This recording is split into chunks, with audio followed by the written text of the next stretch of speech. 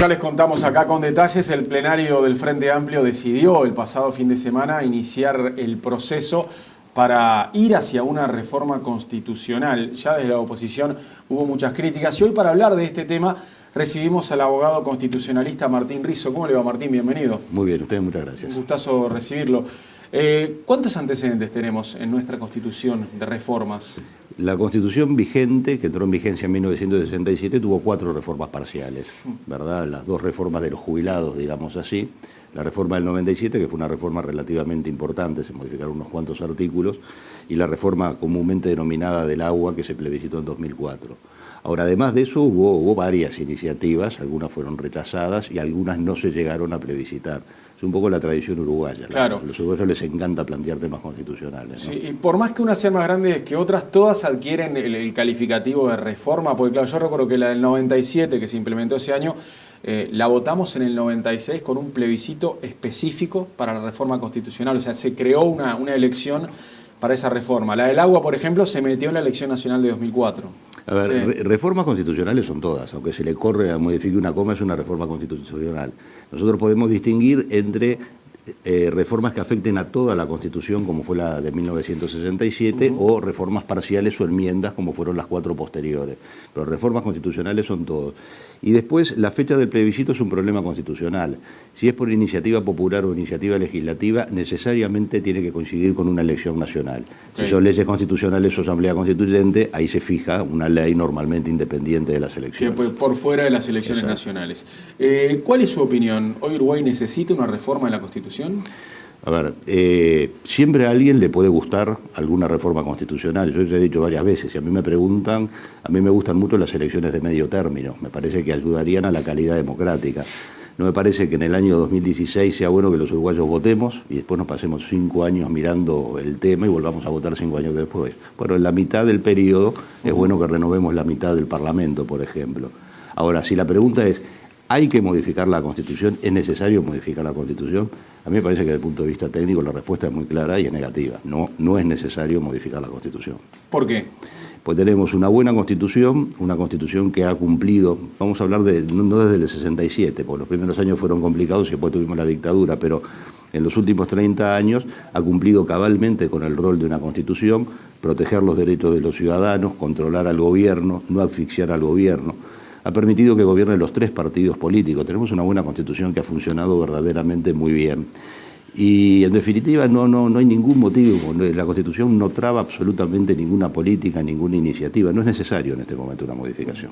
El Frente Amplio va a resolver en septiembre los mecanismos que impulsará, ¿no? para que esta iniciativa tenga más fuerza. ¿Cuáles son los que puede elegir? Sí, los procedimientos son 4. Uno, que es del que se está hablando, a mí me parece muy claro que no lo van a elegir, que es el de la Asamblea Constituyente, justamente. La Asamblea Constituyente implica, en primer término, un pronunciamiento de la Asamblea General. El Frente Amplio tiene mayoría en las 2 cámaras, o sea que lo puede hacer. Y después el Poder Ejecutivo convoca elecciones dentro de los 90 días siguientes. Y bueno, mal o bien, esas elecciones de constituyentes van a ser una suerte de plebiscito sobre lo que está haciendo el gobierno. Si el gobierno mantiene o mejora la mayoría, va a ser un respaldo, pero si lo pierde, si pierde esas elecciones, va a ser necesariamente algo negativo. ¿Qué mayoría necesita ahí? ¿Para qué? En la Asamblea Constituyente. No, en la Asamblea Constituyente mayoría de componentes, ¿verdad? Okay. Ahí es lo que se vota. Además es muy riesgoso para el Frente Amplio, porque el Frente Amplio, si apostara a una Asamblea Constituyente, puede ocurrir lo siguiente, que la Asamblea Constituyente no tenga mayoría y que toda la oposición le apruebe un proyecto de reforma constitucional que no le guste al gobierno o que eventualmente perjudique al gobierno. O sea, es un camino verdaderamente complicado, sin contar los costos, que son enormes, lo que puede llegar a implicar desde el punto de vista económico una constituyente, y también un problema de quiénes la van a integrar, porque los senadores, los representantes, los ministros, en general los políticos de primer nivel no van a poder ser constituyentes.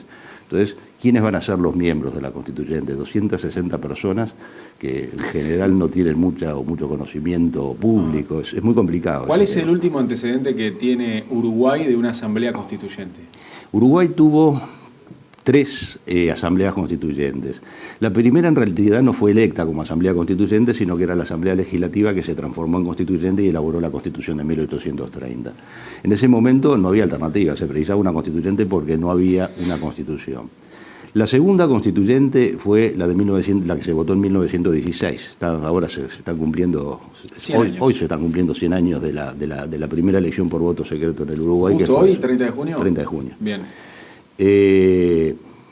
Esa constituyente también responde a un problema histórico. La Constitución de 1830 tenía un problema técnico y era que era casi imposible reformarla. Se precisaban 3 legislaturas sucesivas, era prácticamente imposible.